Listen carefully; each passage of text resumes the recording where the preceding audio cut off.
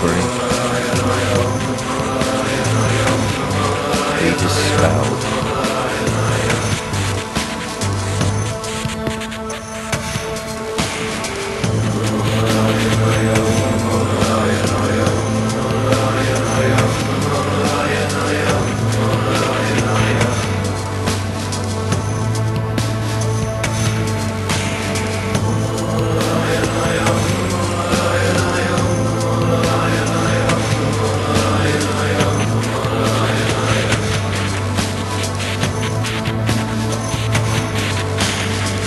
Let all pain, suffering be dispelled.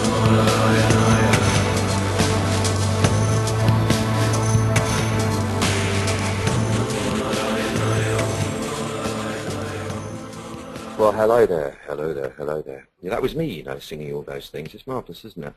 I'm sitting near, well, not in the port of Nice, because then I'd be under the water, which wouldn't be a bad thing, actually, because I'm boiling hot.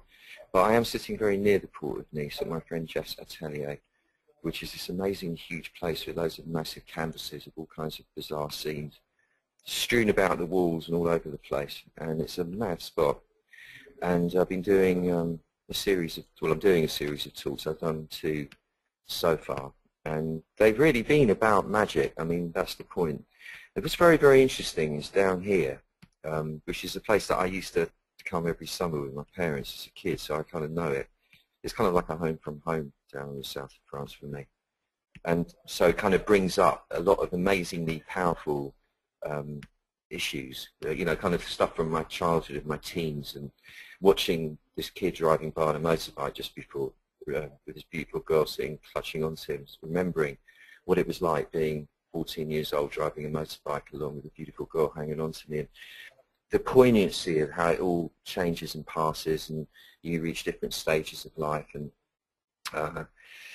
you know, the whole idea of success and failure, how well you've done or how badly you've done in relation to these reference points in your life, and so on and so forth.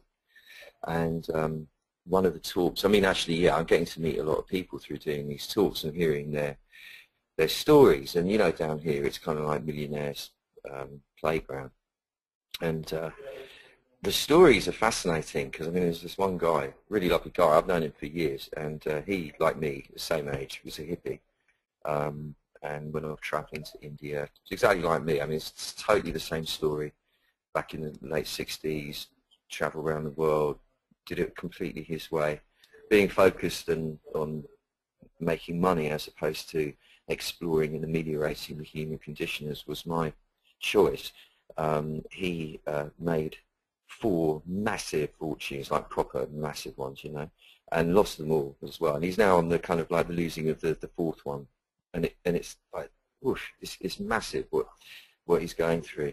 And it's really interesting because he's a really good, lovely man, and he's not phased at all. He's completely in the same kind of thing that I'm going through, this thing of recalibrating constantly against what's going on, so that you won't let anything spoil your delight in being alive, because that's obviously the most important thing.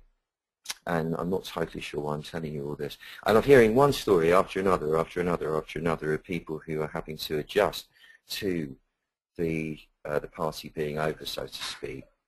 Well, I don't want to put too much of a melodramatic spin on it. And so the issue is the rise and fall of fortune. And it's making me see, today anyway, looking at life as a casino. I'm not a gambler, other than the fact that I gamble my time and my energy and my input. And, you know, I do, basically I'm living a gambling life, but I don't gamble. I did when I was about, I was about 14 in this casino down here, funnily enough. I don't know how I got in. And I won on the roulette, quite a lot of money actually. And I remember, amazingly, having the sense to say to myself, never do that again, because it could become very, very addictive. I did the same with poker a couple of years later. I had that beginner's luck, and I won that night. And again, vowed never ever to do it again. I never have done. I've never gambled. But I did go with my friend Spencer one night to a casino in London. We were just messing around. It was something to do. We popped in there, and he wanted to have a little go. And he had no money on him, and he came out of there with, I lent him 20 quid or something. He came out of there with a few hundred quid. and then we spent it, or he spent it on us just having a silly time. And watching the people and watching this kind of invisible essence of luck and this relationship that the gamblers evidently have with this, what we would call lady luck. And it doesn't matter how enlightened you are, it doesn't matter how much you believe that you manifest your destiny or that you make your own luck or whatever. I don't think any of us really know how it all works. And there is this strange symbiotic relationship when it's working between us and the invisible force that moves things into position, or so it would seem. And when we're looking at doing magic, I think that's what we're looking at doing. We're looking at influencing that force, that invisible presence, call it the Tao, whatever you want to call it, Lady Luck, doesn't really matter, to move things in our direction, to move opportunities our way. And then when you break opportunities down and you look at what they're all about, they're about people, aren't they? They're about people coming to you bearing gifts of various kinds. You know, options, things that you can do, jobs, business ideas, whatever it is you're doing, people come along with opportunities. Or, you know, if you're looking for a love affair or a relationship, it's people coming along to play that role for you. And the Taoist way is interesting, well, it's certainly interesting to me. And I try my very best to make it interesting for everybody else, because it is an amazing game to play. In that what you're looking for is a complete let go of all that stress about gaining stuff. And it's difficult because we are trained to gain. You know, that's how we're brought up. We're brought up to win. We're brought up to be number one. We're brought up to get the very most out of life. And the Taoist approach is actually to do the opposite. It's quite counterintuitive as far as we're concerned. The Taoist approach is actually to invest in loss instead, to become a nobody, and therefore there's nobody to lose anything, nobody to worry about anything. And they exemplify this best in the martial arts, which is something I've been doing since I was 11. And the way that you win if you go into a contest is to be not there. You in the sense of losing the sense of self, dying, being dead before you actually walk on the mat, so that there is no one there to lose anything, and you become fearless, or there's actually nobody there to fear anything. Now, the way this works is that you sink your presence into the back of you. There's a practical reason for this in the martial arts terms anyway, which is that your strength issues from your back. I mean, your back is where the strongest muscles are, not your front. Your spine is the central support strut of the whole system. So the more gathered you are in the back of you, the more strength you have available to issue through your hands and feet. Excuse me, there's some guys walking past. And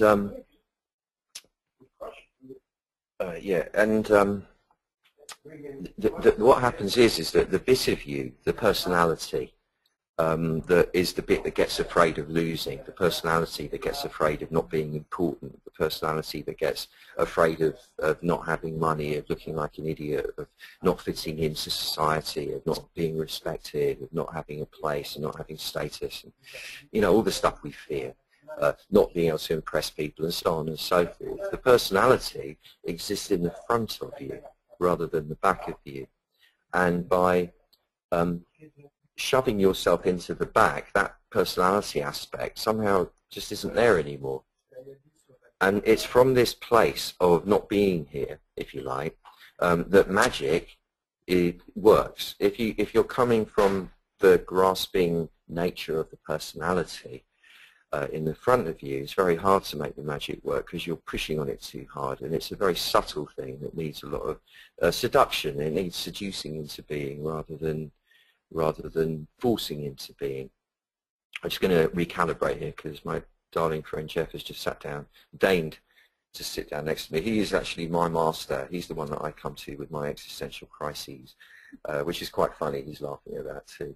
Because he is an extraordinarily wise man and somebody who does do magic in his life in a way that I find astonishing.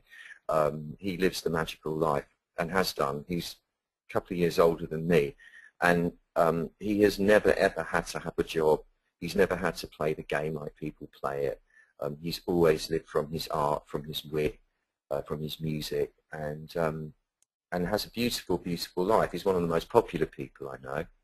Yet isn't what you'd call a sort of social person. He's not a socialite, but he's constantly being invited here, there, and everywhere, and has a beautiful life. It's completely and utterly magical. So it's apt that he sits here next to me, but I'm just recalibrating to his presence, so just bear with me for a second here. So yeah, so where we're up to is that we're going to do some magic now. Magic, by the way, originates from the Persian word mugush, which means manipulating power, and it was something that was peculiar to the priest class. The ones who were initiates into sort of the mysteries were the ones that had the power to do magic, and what it meant to them was being able to move the lines of energy, the invisible lines of energy, in such a way that they would produce specific results. The Taoist magic system might possibly predate that. Nobody actually really knows. I suspect it does. You know, the legend is that it's at least 12,000 years old. I don't think the Persians can top that. Not that it really matters. It's not a competition for antiquity. But they always had a big handle on how to influence, gently influence, lovingly, respectfully influence the warp and weft of the subatomic realm to produce results in the manifest realm. Now, the reason this would be done could be twofold. On the one hand, it can be really self-centered and egotistical. You know, you're just doing it to get money to come to you, to make love affairs come to you, so on and so forth. This is what the Secret and the law of attraction stuff has kind of promulgated mostly, as a lot of people indulging in what I call spiritual materialism. And then that's all well and good, it's fine, it's an introduction into the relationship. But the relationship is what's important, and it's the relationship with that invisible force, the Tao, the Lady Luck, not the Romans, it was the Etruscans called her Fortuna, the goddess of good luck. And it's the relationship with that that's important. It's another way of playing with your spiritual development. You know, a less colourful way would just to meditate quietly every day, to build your relationship with the presence, not wanting anything to happen as a result. You know, you don't need anything to happen, because when you are at one with it, you don't need the effects, you don't need the special effects, you don't need the gifts and the baubles and bangles of the everyday world. They're irrelevant when you're at that stage. But for people who like a bit of action, and I'm certainly one of them, you know, I love a bit of colour and noise and sound and what have you. The Taoist way is pretty good. I mean, it's a good way of doing it, because it uses this drive to want to mess with reality in a benign way, to bring you closer and closer in your relationship with the power behind all existence. Eventually to become one with it, which is the goal of all spiritual practice, to realize the oneness that you have with the presence informing all reality, that was always so. That's the journey of healing, the journey of making whole. You returning to the awareness that that's who you always were, and that this local self, this personality, is just a passing phenomenon. And a jolly good one too, so not to be denigrated. It's fun to be a human, and we mustn't forget that. But what today is interesting for, apart from the fact that it's Bastille Day, which is partly about the fact that the day that they stormed the Bastille, which I find interesting, because it's like you're storming the prison of your own personality, the self-imposed limitations that we create, that structure we put around ourselves that limits how reality can turn out. So today is quite poignant in a way, because we're storming that. You know, we are going to do that today. We're going to kind of tear down the barricades. We're going to tear down the limitations that have been stopping us from flowing with the most possible ease through life, and vice versa, allowing life to flow with utmost ease towards us.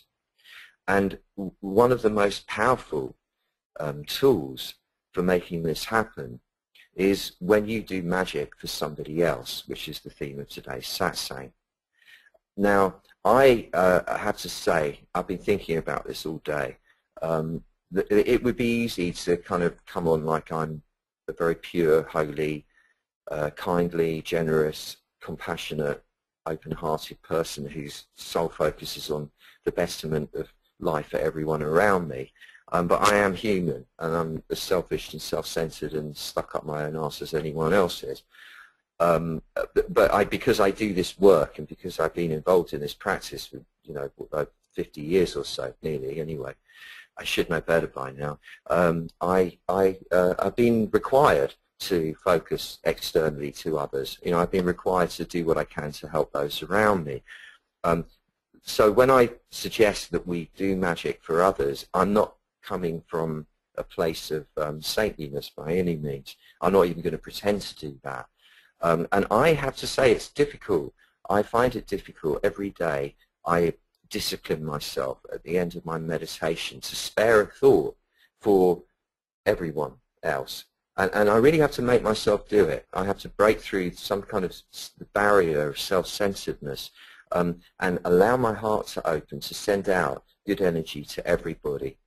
And I don't think I'm alone in this. When I look around me, I was walking in Place Garibaldi, which is one of my favorite spots on the planet. It's just an amazing place to watch people. And I was looking at people just before, and everyone seems absorbed in their own drama, in the drama of being who they are.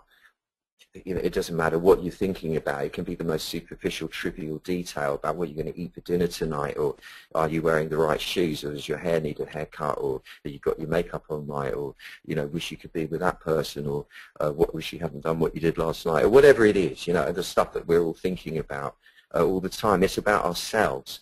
It's very rare to step beyond that and have a thought for everyone else. And what I've found over the years, whether in a public square like that, or if I go to a club or a party or whatever, I tend to go in there thinking about myself and feel slightly alienated. And in that state, I'm thinking, do I match up to everybody here? Do I look good enough to be around? Am I cool enough? And the stuff we all think about.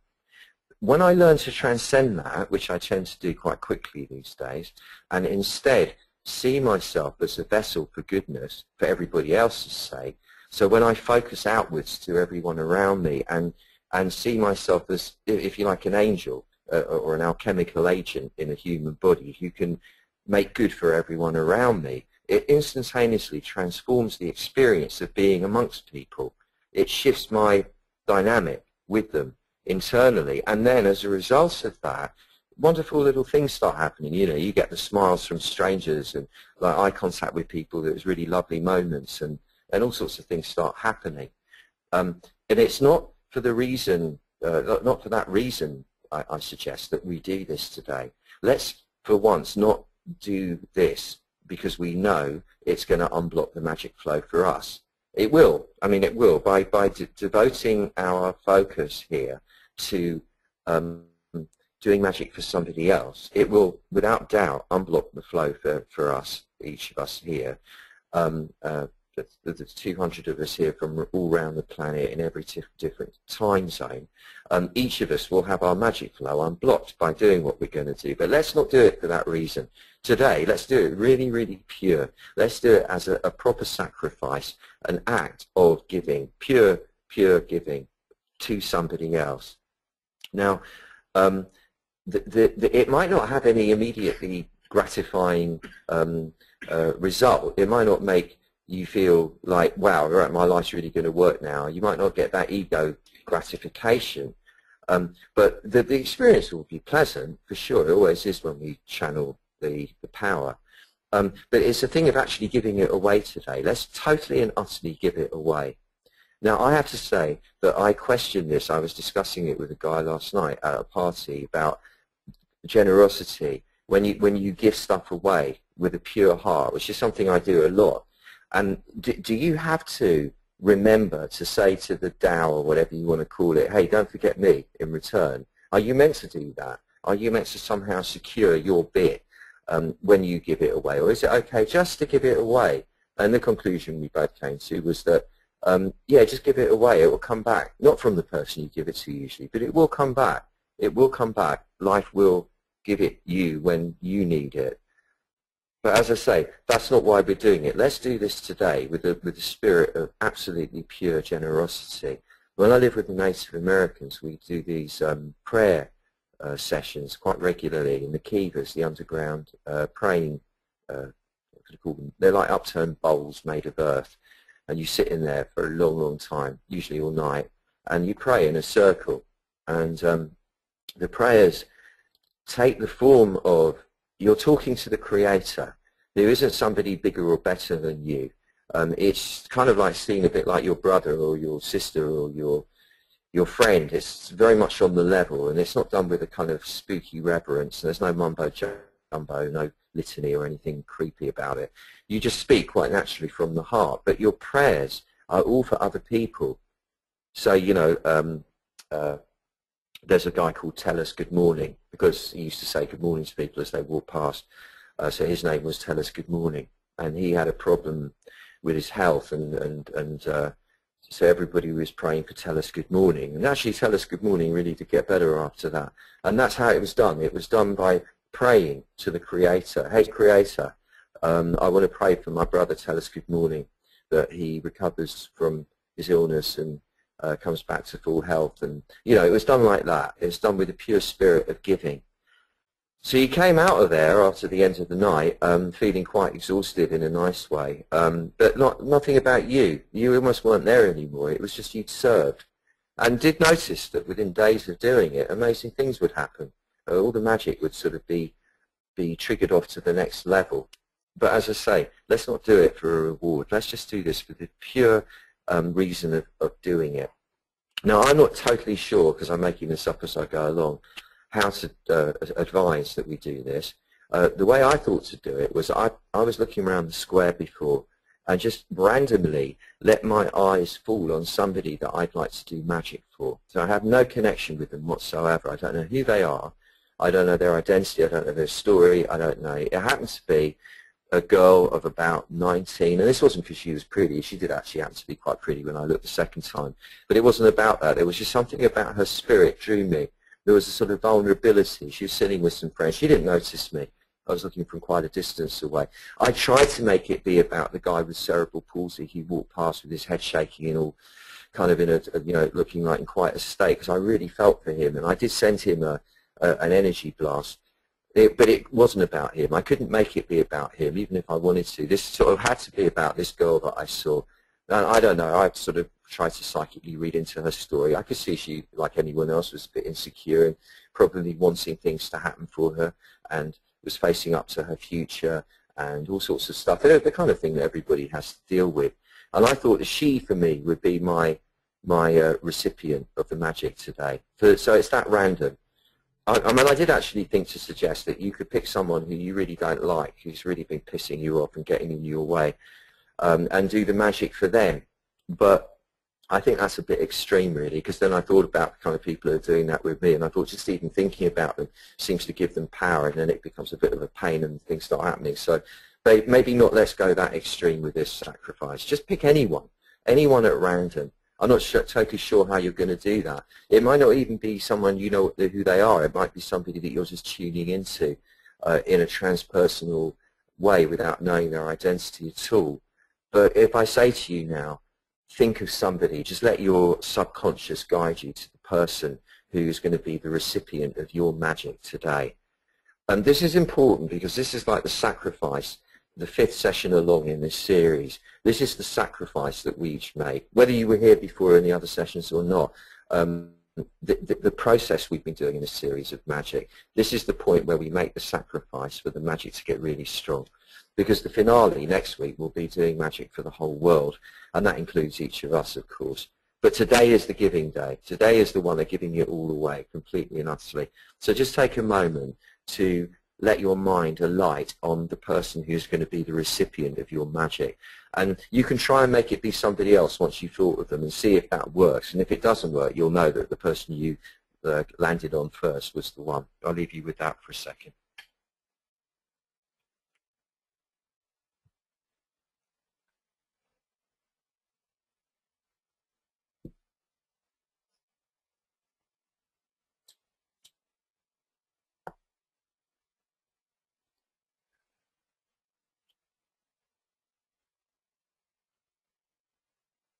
Okay, so I'm thinking that by now, before your intellect gets in the way and starts trying to change it, you've probably thought of who it is that you want to do your magic for.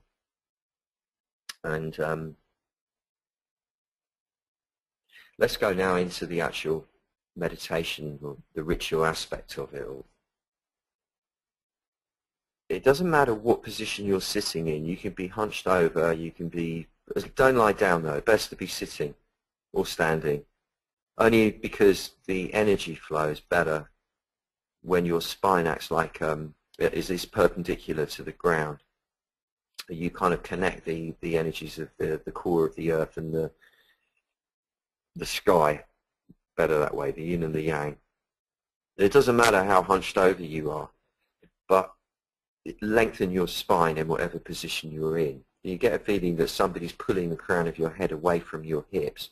So even if you're a bit hunched over, I am myself actually, because I'm leaning into the computer here to get my voice to come through strong. But you can still lengthen in that position. So even if you're a bit like bent over, lengthen your spine as long as it will go. Get the feeling of the back of your neck being long. And you'll notice immediately that there's a subtle shift of the way your energy's flowing. There's more fluency. It's a bit like there's light moving up the spine. Let your shoulders drop and let your hips relax so that your sit bones slide away from each other a little bit. So you're kind of broadening your base that you're sitting on. As your shoulders drop, let them broaden as well. So it's just a mental thing, giving yourself a bit more breadth across the two main girdles, the shoulder girdle and the pelvic girdle. Let there be a bit more breadth there while you're lengthening through the spine. And to stop your chest caving in, just very, very gently lift your breastplate, your breastbone forwards and upwards. And that expands the chest subtly, and it gives you a kind of kingly or queenly air about you. It gives you authority. Let all the muscles of your body go soft, because there's no reason to use the muscles as you're sitting here. If you've got your spine nicely balanced by aligning it the way we just done, you don't need to use so much muscular strength to hold yourself up. Let your muscles soften from the crown of your head all the way down to your feet. Pay special attention to the places where tension builds up, like the back of the neck, the face, the eyes, the chin, the jaws, mouth, your nose, your brain, your ears, your neck, your shoulders, upper arms, your chest, between the shoulder blades, middle back, middle belly, lower back, lower belly, buttocks, pelvic floor, hamstrings, quadriceps, shins, feet, and everything that's inside of all of that, even your bones. Let your bones relax, go softer. Let your bone marrow relax even. Let all your organs soften and relax, your brain, your eyes, your sense organs, your lungs, your heart, your spleen, your liver, your stomach, your gallbladder, your bladder, bowels, everything. Let everything go soft for a minute. All your blood vessels, let them soften. Your nerves, let them soften. Let everything soften. And breathe. Stop holding the breath and let the breath flow freely so that your belly swells to allow the air in and flattens to push the air out. And breathe like a baby, really naturally. Luxuriating in the breath, letting the breath be appreciated. Each new breath is fresh life, and the out-breath is expelling all the old shit so that you've got this constant flow of new moving through. Let the sense of self sink down and gather around the belly button. So your physicality, the part of you that exists on the material plane, let that gather itself, assemble itself around your belly button area. So you feel grounded and collected. And now the big move is to shift your presence into the back of you. So you lean into your shoulder blades, lean into the front of your spine, lean into your pelvic bones, lean into your sacrum. Go on, lean right back inside, like you're leaning back into a really comfortable, well-designed Italian chair. I say Italian because they do seem to make the best chairs. So sink right back inside, and so that you're fully comfortable, leaning right back. And you'll notice as you do this that you've now got a lot of space in the front. when you were in the front, there was no space at all. It was just you in the front. There was no back even. But now you are in your back. You have your back and you have your front. So you've doubled your girth, so to speak, your depth. And you are now in command of what goes on in the front of your body rather than vice versa. So the tension in your belly, which is inevitably there because we have to process information at high speed, and so tension accumulates. The tension in your belly is no longer controlling you. You are in command of it. And being so, you're entitled and advised to reduce the level of tension in your solar plexus now. So you just say to it, solar plexus, I love you very much indeed. Stop holding on so much. Let go now. And feel the solar plexus at bay and relax a bit more.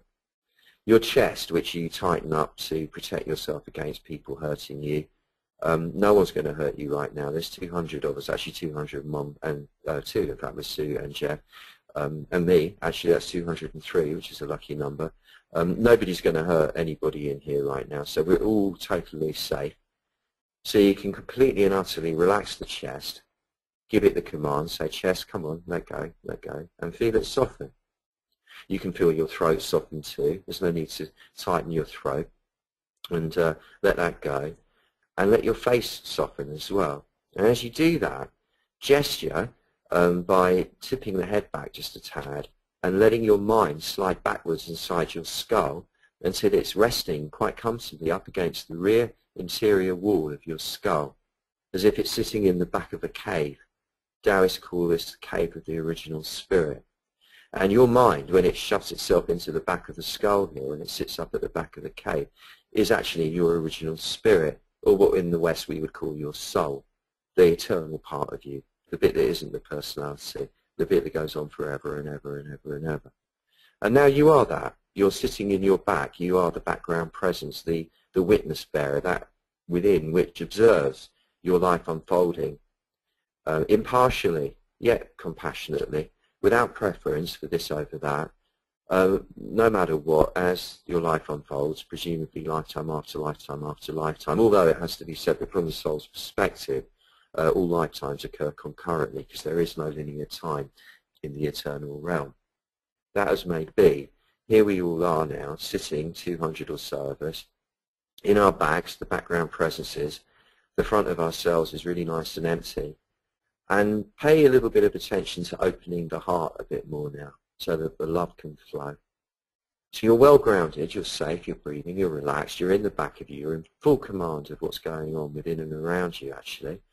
And you're now opening the heart up to let your love, your innate beauty and goodness and gorgeousness flow freely without inhibition or constraint out through your heart to reach everyone in this circle. And you can see us as being in a circle in the ether, like massive angels around the planet. We're in a different realm to the material, but somehow we surround the material, and the material in our midst, in the middle of us all, contains the earth and all the people on it, including our own local cells, of course. Now, as such, we are combined, and the energy that we're each emitting, when joined with everyone else's, causes synergy. So it's like an exponentially multiplied energy. Very powerful. Now, if together we each focus on the person that we've chosen to do the magic for, even though we're each of us focusing probably on different people, the combined exponentially multiplied energy that each of us has available to direct at this person will be huge. So now place an image of the person to whom you're going to send the magic spell to, standing on top of the planet, very big like Colossus, and in our midst. So we know that this person that we're each sending our magic energy to has 200 different faces. You know, we're each projecting a different face onto this person. But this person is human. This is humanity. This person now represents humanity. And I'm picturing the girl that I saw in the square. You're picturing whoever you're picturing. And our people, our person, is standing in the middle, on top of the planet like Colossus, very big, all out of proportion there. And now, firstly, breathe in, and as if breathing in up the rear of your spine to refine your energy. And then breathe out as if breathing down the front of your spine to purify your energy. So you breathe in, and you make the energy going up your back really strong, knowing that everyone else is doing it with you. And you breathe out, and you're purifying the energy, making it really clean and pure of all personal desire. And you know that everyone else is doing this too. You're breathing in, and you're refining the energy of the whole universe, the multiverse. And you're breathing out, and you're purifying the energy of the entire multiverse. And then we return our attention to the person in our midst, the one who's going to be the recipient of our magic. And if you consider the sorts of things that you would wish for yourself when doing magic, an increased flow of opportunity, good fortune, abundance, debts being cleared, wealth being accumulated as much as is required, freedom from any kinds of oppression, including internally produced oppression, complexes, and the ego defenses that are inhibiting true joy, health, longevity, companionship, loving support from everyone around them, a feeling of being at one with humanity, a feeling completely fulfilled and beautiful and confident and sexy and vibrant and happening and wonderful, and in with the swim of it all, and just delighted to be alive, and with purpose, imbued with purpose and meaning, so that everything feels significant and in its place. Broadly speaking, I suspect that's what I would like, and that you probably would too. So let's assume that the person that you are sending your magic to would want something around that list. It would be that kind of thing, that you can embellish it or change it at will now. And visualize yourself or feel yourself transmitting from behind your heart, from the back of you where you are sitting, through your heart, a very powerful stream, a beam of very bright golden light with a rose hue to it, also flecked with bits of violet and emerald and aquamarine and azure, that is streaming at them with great velocity and intensity, and splashing upon them with great force, pleasantly though, and it's so much so that their whole body is now enveloped in this wonderful bright light. And naturally at first they might be a little bit shocked and wary, but see that melt away quite quickly as the warmth of the light reassures them and somehow makes all their defenses melt. See them receive the light all the way in through the pores of their skin to their bone marrow. So it's actually penetrating into every single cell in their body and every cell of their mind, so to speak, all the way to the very core of their being, the bone marrow on the physical level, and to the very soul of them on the metaphysical level. And see them fully receiving it, and to the point that they're completely and utterly glowing with this golden rose-hued light. Knowing that as this occurs, it's purifying their field of all blocks to their perfect happiness and fulfillment, and inducing a wonderful refinement of their condition, knowing and seeing that over the next day or two or three, an amazing amount of serendipity occurs for this person. I mean, I'm seeing this girl I don't even know, I've not even spoken to, I don't know her name, and she's standing there, she's receiving all this. You do the same. Really give it with a big open heart. No thought of your own reward. Just purely give this one. Give it, give it, give it. And see them receiving the blessings that are coming to them with great gratitude and glee. See them completely light up and transformed.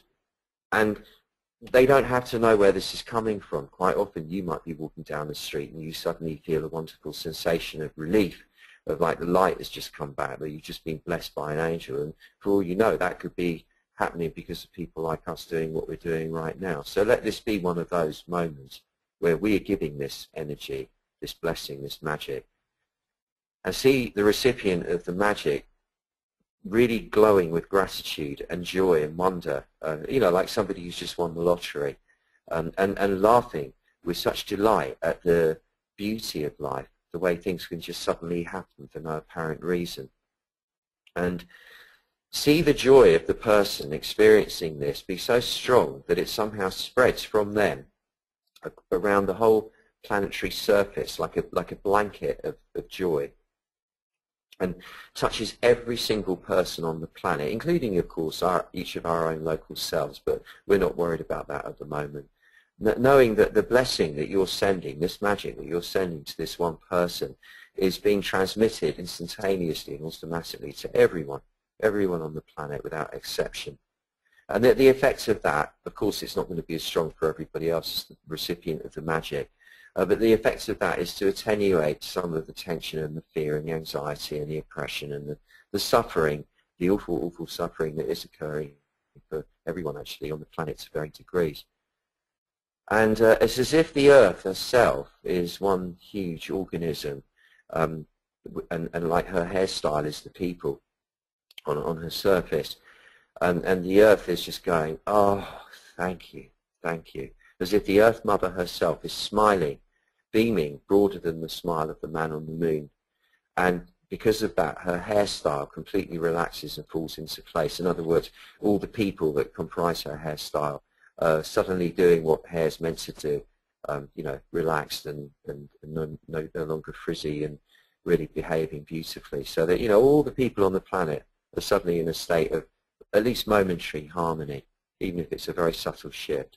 But especially the recipient of the magic, who you can see raise their arms in triumph and gratitude and saying somehow thank you to the invisible force that sent this blessing, which happens to be us. And now come back into the back of you again. Come right back into the back of you. Be aware of all the others in the satsang with you. Take strength from that. Give strength to that. Know that you're not alone. Know that you are protected. Know that the Tao, the Lady Luck, the Fortune, whatever it is we've just been playing with, has your best interest at heart, has your back covered. And that you can afford to relax and trust that life is going to work out in a fine way this week. And it is actually the last week of Mercury in retrograde, thank goodness. And so things will start to shift into more of a semblance of orderliness anyway. And relaxing, come back into your physical form on the planet, feeling a sense of blessing, feeling somehow that some angels have been doing something without you realizing it, and your body seems to be coated with some kind of magic dust. There seems to be some residue or something that you can't quite tell what it is, but it feels nice, like you want to lick it and it tastes good. And yeah, come back, wriggle your toes, wriggle your nose, wriggle your fingers, and come back into the everyday state, ready to relate to the world like a master. And I will now pass us on to Sue, our esteemed producer, to conduct the beginning of the Q&A session. So if you've got any questions, this is the time. Hello. Hello. We've got quite a few questions in already, Stephen, actually, so I will dive straight in. And this is one that Ian has pre-submitted, and he's on the call today, and he said that he wasn't able to complete the question because there's only so many spaces that you get on the form. So we'll give it a go, and if Ian wants to add something, please type it in the box, Ian. So Ian's saying his girlfriend has pancreatic cancer. She isn't going down the non-alternative route, so he's looking for some advice on herbs and healers. Well, I don't know which country you're in, Ian. If you're in the United Kingdom, I would definitely go on the internet and look at the Bristol Cancer Centre. I've done a lot of work with those guys over the years, and they're really good. It's run by doctors, medical doctors, but with a completely holistic view. And their main form of treatment is through diet, which is, as you can imagine, the most apt modality for pancreatic cancer. Plus, as well as which, they're really experienced, and I know them all really well. I mean, we, spent long times talking, and my thing was coaching them basically. They're really, really humane, and they really understand the balance that has to be struck between allopathic and holistic medicine. And even if you're not in the UK, get in touch with them through the website and see what they have to recommend. I mean, I don't want to glibly list a whole load of remedies because they may or may not be pertinent, but there is one that I would swear by, which is pau d'arco, means the peace of the ark. It's a Brazilian rainforest tree bark, which you can get in tincture form. It's the easiest way, but you'll get actually a better effect by actually making tea out of the bark. PAOD''ARCO, pau d'arco, which it can do amazing things. It's a really strong anti-carcinogenic. The most important thing, though, I think, and honestly, I have to say, preface this because I don't honestly really know what I'm talking about, and I don't think anyone does when it comes to cancer. This is something we've discussed, me and the doctors, a lot. Nobody really knows how to deal with it, what causes it or anything. It is a complete mystery. But one thing that I do believe, and I've seen work when it does work, is visualization. Now, the visualization will be for your partner to visualize herself in glowing health. Now, this is really important that she doesn't try and convince herself of it, because we're not trying to do brainwashing on ourselves when we do visualization. This is a trick for the subconscious. All she has to do is get a picture, just as if she was going to picture a blue elephant. She gets a picture of herself looking really glowingly healthy, and it only has to be held for a millisecond, but must be done frequently throughout the day, which is actually more difficult than it sounds, because there's a discipline in remembering to do this. I have a really, really dear, close friend who I care about so much, been friends with her for like 35 years or so, who has actually, she did cure herself of quite severe cancer using, she did a lot of wheatgrass. She did use pau d'arco, she did quite a lot of other things like liver cleansers and so on and so forth. But her main tool, the thing that kept it moving right, was the visualization. So I would definitely recommend that. Plus, craniosacral therapy or cranial osteopathy, or anyone who is a genuinely powerful healer who knows how to put their hand on someone and ground them, especially around the heart region, it really is amazing the effect it has of making you not afraid of dying, and making you okay to be where you are, however scary it might be. Like, i.e., you stop being the personality that's afraid of dying, and you become the presence inside that knows it's all fine, whatever happens. And I think also to openly discuss death and the fear of it, and let it be out in the open, with a view to making death a friend rather than an enemy. This is not to suggest, it's not being negative. I mean, we must let go of superstition in these things. It's just that we all have to do this. We all have to make friends with death eventually. So the earlier we start doing it, the better. And when cancer does arise, it obviously brings up fear of death. And it's much better to get it out in the open, the discussion, than have it all buried and everyone trying to be brave and scared to talk about it. So the more freely we can talk about it, the better. And finally, from your point of view, Ian, is not to have to feel that you have to make it better for her. All you have to do is be there holding the space for her, bearing witness to her, in her pain, in her panic, in all the spaces she goes through. Just being beautiful Ian with an open heart, holding the space, occasionally feeling inevitably awkward because you don't know what to do or say. But you don't have to make it better. All you have to do is be there with your love, bearing witness, holding the space for her. I hope that helps. And I really, really wish her well and wish her back to full health as swiftly as possible. The latter part of that answer may be helpful for this next question as well. Stephen, this is from Sarah, who says, I pray for my elderly mother who has been diagnosed with senile dementia. I bless her. What else should I be doing for her? Thank you. Well, Sarah, yeah, I don't know if there's any shoulds about any of this stuff, but like I said, it would be the same as with Ian. I mean, the best we can do is hold the space open. What I would say is, in my dealings with people with dementia, which I have had quite a lot of over the years working, as the healer, it's really good if you can get them talking about the past. So if you can get them to hook into a story from the past, and remember that they're generally, I mean, you can't generalize, but quite often with that, you don't know where you are time-wise, because linear time stops having any real significance. So you can be talking about 90 years ago and think it's happening 2 minutes ago. But it's really good to get them talking about their memories when they were young, when they were happy, when they were excited, when they were in love, when they were playing, when they were dancing, that kind of thing. That is the best way to get a conversation going, because the more lengthy, lucid conversations you can have, the better, because that seems to connect the synapses up, and then you get amazing results from that. Their short-term memory seems to respond well to that as well. Massaging her hands is a really great thing to do, because that stimulates the brain, and it's not intrusive or invasive. And you would quite naturally sit and hold your mum's hand anyway. You could anyway, so that would be, I'd really recommend. Doing the feet's a little bit messy and intrusive, and it's a bit of a thing, but doing the hands, which are very strong reflex sites anyway, and it does stimulate the brain, and it makes people feel happy and nice. So just gently massage your hands while having conversations about the past, and just hold the space open, knowing that your mum is not really your mum. She's a spirit in a human form, and everything that is happening is as it's meant to be happening, and the less drama we can attach to the thing. I mean, that's why I don't really like giving these things names like senile dementia or whatever. The less drama we can give it, the better. So the less panicky sensation there is around her, the better. So treating it like it's all normal, it's all fine, all ordinary, nothing to get melodramatic about, everything calm, and just have as many lovely conversations about the distant past as you possibly can. I think you might find wonderful things happen as a result.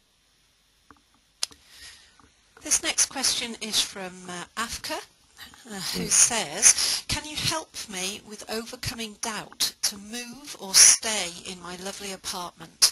The changing of neighbours all the time is getting too much. I'm longing so much for quiet and aloneness. Money is also an obstacle. I need more magic indeed.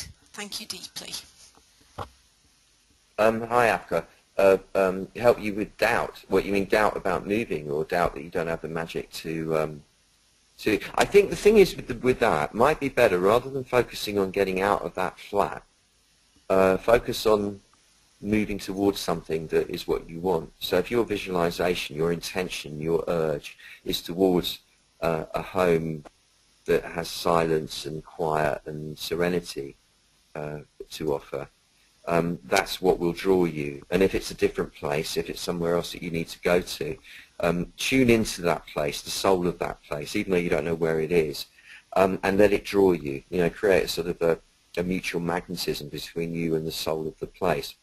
But you might find that by doing the magic, the people sort of stop, they will disappear. I mean, I don't know what the situation is there. But the focus would be, rather than on escaping something that's shit, is to be focusing on moving towards something that's beautiful. And the doubt is absolutely, completely natural and must be welcomed with joy and glee and humour, not shunned, or you mustn't feel ashamed of yourself for feeling doubt. Don't feel that it's bad. There's no superstition needed here. Just love the doubt as well. Laugh at it. It's part of it. We can't not have the doubt. The doubt's part of doing the magic. In fact, I would go as far as to say the more doubt you have, the more powerful the magic will be, because on the other side of the doubt is faith. You can't have one without the other. So love the doubt, and it will show its other face, which will be the faith. This next one is from your friend, Lady Marie, who says, how can one magic a toddler to be able to sleep when her energies are disturbed? Hello, dear Lady Marie. How do you do that? I don't think there's any fixed rule, and knowing you as I do, I think you've probably got a better handle on that than I have with your vast experience of the world and people.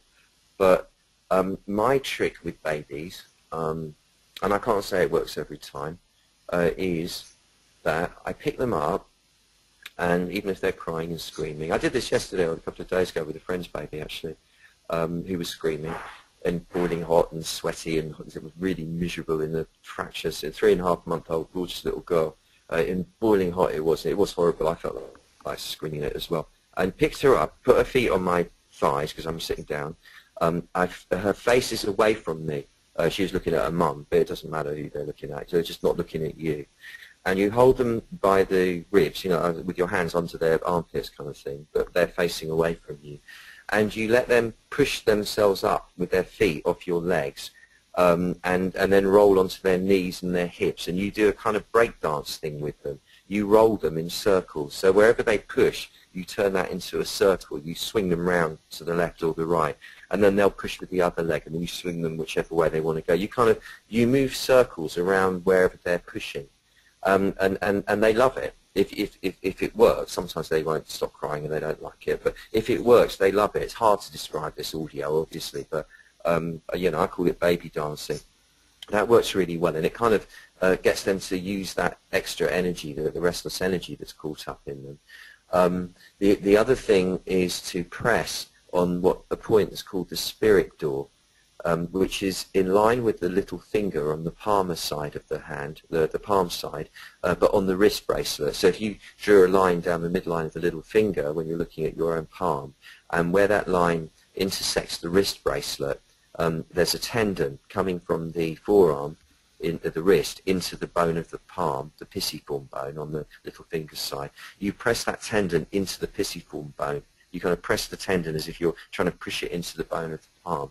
And don't do it too hard, obviously, it's only a baby or a kid, but you turn your thumb, you do it with your thumb, and you turn it in a little circle for a few seconds on each wrist.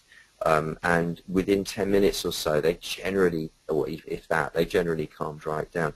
And also humming is really, or going, quite a lot. And the main thing is to not let your energy come up into your chest and head, because theirs is. If you can keep all your energy rolling down into your belly, so you're constantly grounding, they'll feel that eventually, and they'll calm down.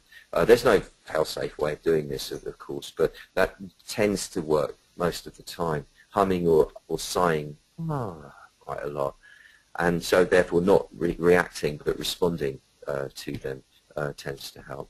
I hope that does the trick for you.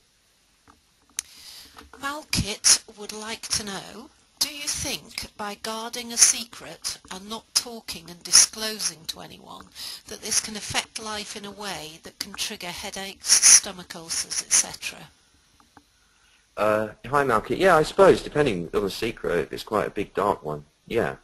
But then if you've been charged with a confidence, and so therefore you're obliged to hold that confidence and can't tell anybody else about it, I suppose if you really had to, you could tell somebody who was trustworthy, but who wouldn't know anyone that you were talking about, without mentioning any names at all.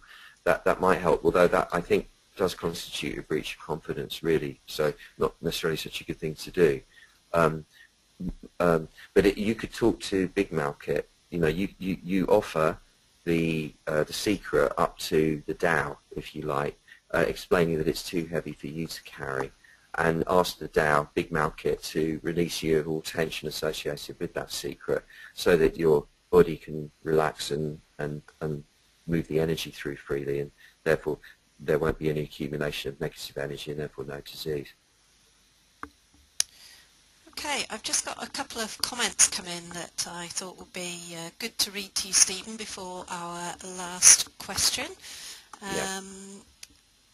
Ross says, I just wanted to reiterate the subtleness of the Tao Wu Wei and how much my life has been altered, and yes, lots of upgrading and ditching all the old melodrama, but I knew this particular satsang series was special. You were so right. My flow, I just seem all... Sorry, I'll say that again. My flow, I just almost seamless the more I practice. Seeing from the back, as you put it. A million thanks. Ross, you are really, really, really, really, really welcome. You know, like I have to say, that the way I come from with all this stuff is, I said it right at the beginning, it's like the Sorcerer's Apprentice. I just really, I have so much respect for what we're doing, in the sense that I can't say for sure it works like this or it works like that, and it throws me all over the place for sure. But through all the being thrown hither and thither, and through all the times where I'm tempted forwards into my body and I get lost in the melodrama of it all, which I do, you know, I do. I woke up today in one of those ones. It took me a few hours to actually get rid of it and to remember to come into the back of me. And a big hefty training session with martial arts to compound it. I do have this unbreakable sense that the Tao, the flow, the bigness of it all is benign, and it is looking after us. It really is looking after us. And the more that we relax back into that, as you're doing, the more it does seem to do that. And that we mustn't draw conclusions. That's the other thing. We mustn't jump to conclusions that when it looks like it's really fucked up, to not go, oh, God, it's really fucked up, it's never going to come right now. To not jump to those conclusions. You can. I mean, you watch yourself do it, but don't invest in that. It's like that's just an opinion. That's all it is. And there is the yin and yang working constantly. And we are not just these bodies and personalities. And when this body and personality dies, the soul doesn't. And the soul is going through infinite numbers of lifetimes. And so even if it looks like you didn't get the swing back and life didn't look after you and you died, that doesn't mean that you failed. It will carry on in another realm, in many other realms. And the yin and the yang is constantly working, and it never stops. And we can have faith in that. So thank you for your comment. We've got lots of people saying how much they've enjoyed the satsang, including Victoria, who says, thank you, what euphoric, follicable dust you conjured. Felt us dancing up there with it. Beautiful. Oh, nice. Thank you, Victoria. I've been thinking about Victoria a lot because, you know, it was Queen Victoria of England, of Great Britain, who made Nice the fashionable place it became. She used to come down here in the winters, and she used to stay in this palace. It's an amazing place, right up on the hills there.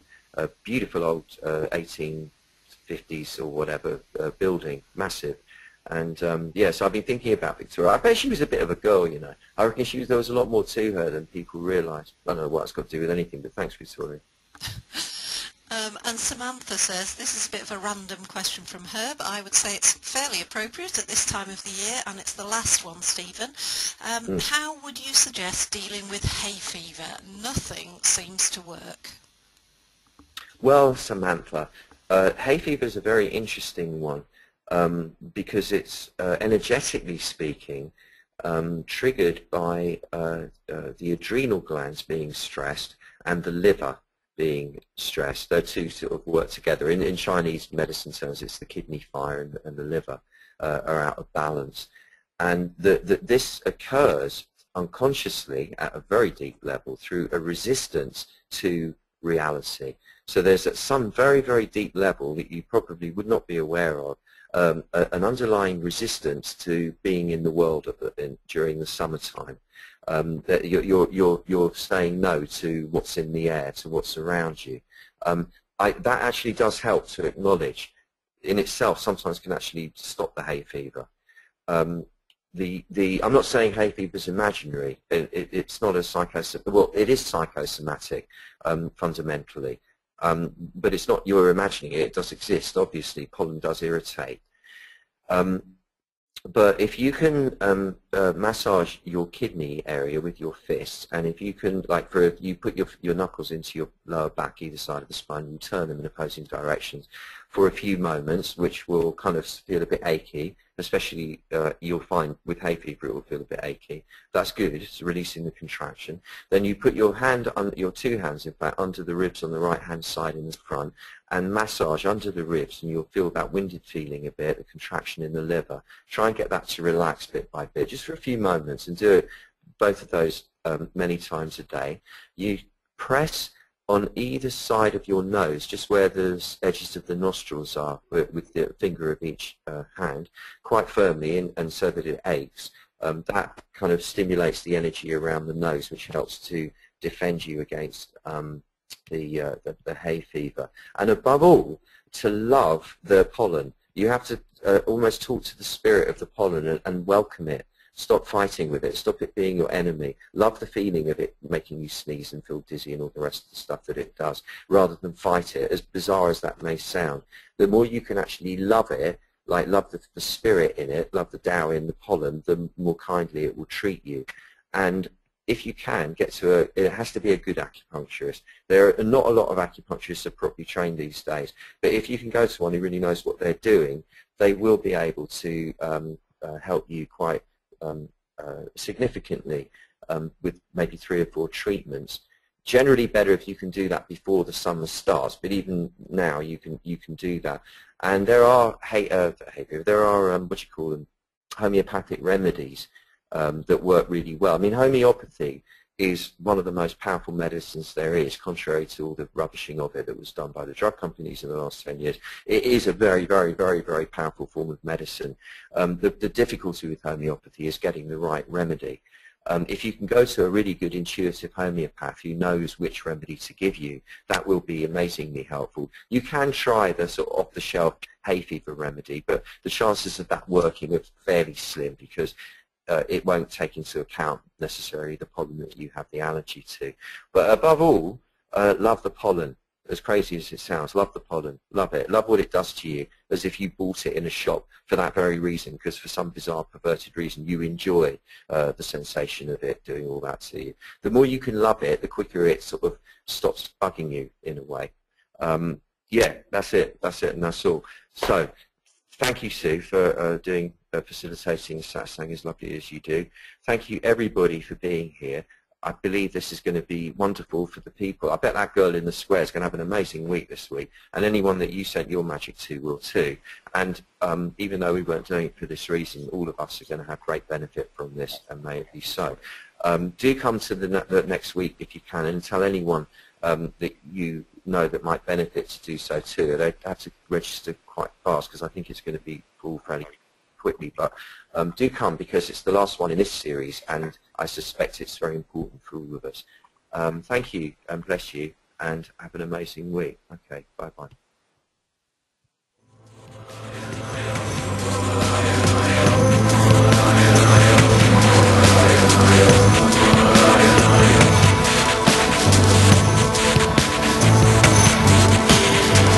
They're all pain, suffering, be dispelled.